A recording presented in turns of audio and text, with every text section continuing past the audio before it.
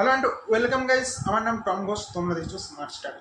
তো আজকে এই ভিডিওটা সমস্ত কিন্তু ট্যাবের যারা টাকা পাওনি, ঠিক আছে, ট্যাবের টাকা পাওয়ার আগে তোমাদের দুটো আপডেট কিন্তু করেই নিতে হবে। এই আপডেট ছাড়া এবং যে কথাগুলো বলবো, যে কাজগুলো না করলে কিন্তু তোমরা টাকা পাবে না, ঠিক আছে, সেই আপডেটগুলো কিন্তু করেই নিতে হবে। অবশ্যই ভিডিওয় বলবো কি তোমাদের ওটিপি ভেরিফিকেশন, তোমাদের সেলফ ডিক্লারেশনটা ক্লিয়ার করতে হবে, তার সাথে কিন্তু আধার কার্ডের সাথে ফোন নাম্বারের লিঙ্ক থাকাটা ইজ কম্পালসারি। Okay, clear? আজকে এইটুকু নিয়ে আমি বিস্তারিত ভিডিও বলবো যে কী করে তোমরা সেলফ ডিক্লারেশনটা করবে এবং ওটিপি ভেরিফিকেশন কীভাবে পসিবল হবে।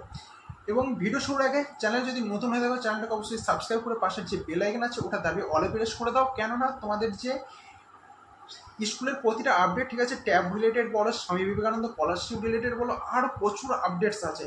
ফিউচারে তুমি হয়তো এখন মাধ্যমিক উচ্চ মাধ্যমিকের পর তুমি কিনে পড়তে চাও, এরকম প্রত্যেকটা আপডেট, স্টাডি রিলেটেড প্রত্যেক আপডেট এই চ্যানেল থেকে সবার আগে সবার প্রথম পেয়ে যাবে। অবশ্যই লাইভটাকে সিকিওর করতে চ্যানেলটাকে সাবস্ক্রাইব করে পাশের বেল আইকনটা দাবি দাও। তো চলো ভিডিওটা শুরু করা যাক, আর টাইম নষ্ট না করে।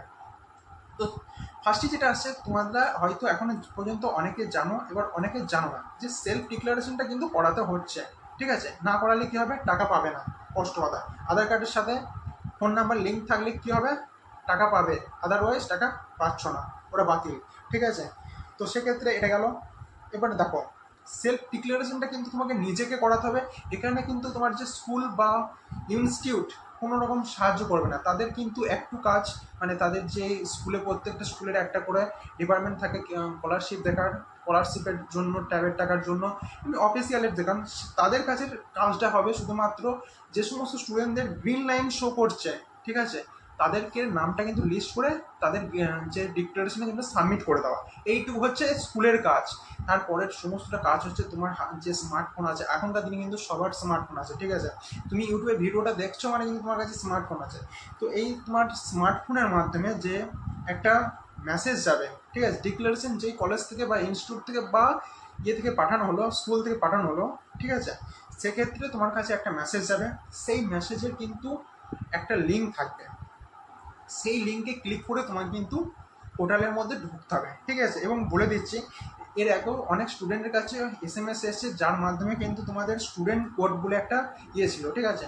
ওটা যদি কেউ ডিলিট করে থাকো, সেটা বলবো সোজা কলেজে বা স্কুলের সাথে যোগাযোগ করো, কেননা স্কুলে সেই কোডটা তুমি পেয়ে যাবে, ঠিক আছে। ওই কোডটা ইম্পর্ট্যান্ট, যদি ডিলিট করে ফেলো, আর যাদের আছে তাদের ক্লিয়ার, ঠিক আছে। তো প্রসেসটা বলে দিচ্ছি যে সেলফ ডিক্লারেশনটা কী করে করবে, ঠিক আছে। তার আগে যদি তোমরা চাও আমি লাইভ করে দেখাই, সেক্ষেত্রে আমি সেটা করতে পারি। যদি কমেন্ট বক্সে কমেন্ট বেশি আসে এবং ভিডিও যদি বেশি শেয়ার আসে, সেক্ষেত্রে আমি লাইভ তোমাদেরকে করে দেখাবো। তো কীভাবে করবে না করবে বিস্তারিত আমার মতো গুছিয়ে হয়তো তোমাকে কেউ আর বলবে না, দেখাবে না, ঠিক আছে। তো চলো ভিডিওটা শুরু করা যাক। তো ফার্স্টে কিন্তু তোমাদের কাছে আসবে একটা যে নাম্বারটা তোমরা দিয়েছিলে, সেই নাম্বারে যে মেসেজ আসবে, সেখানে একটা লিঙ্ক থাকবে, ঠিক আছে। সেই লিঙ্কটাকে তোমার ফার্স্টে ক্লিক করতে হবে, ঠিক আছে। সামনে একটা পোর্টাল ওপেন হয়ে যাবে, ঠিক আছে।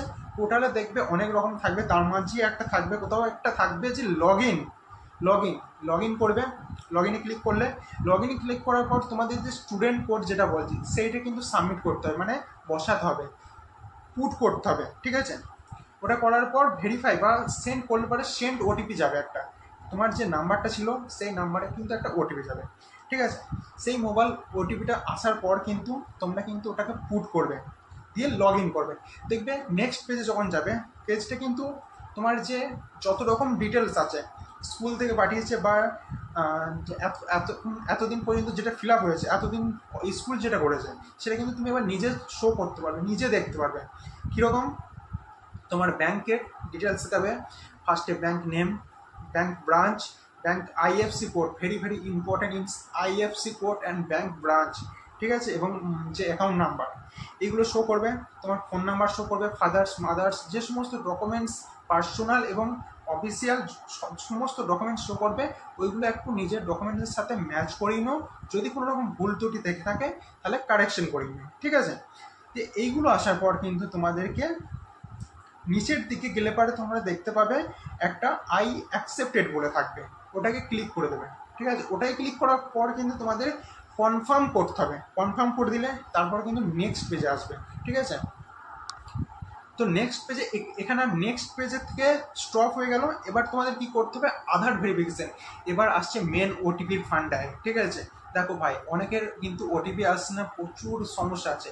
আদারওয়াইজ ওটিপিটা কেন আসছে না কি না, ফার্স্টে তোমাদের মোবাইলে রিচার্জ থাকতে হবে, আধার কার্ডের সাথে ফোন নাম্বারে লিঙ্ক থাকতে হবে, নাহলে কিন্তু এ সমস্ত হবে না।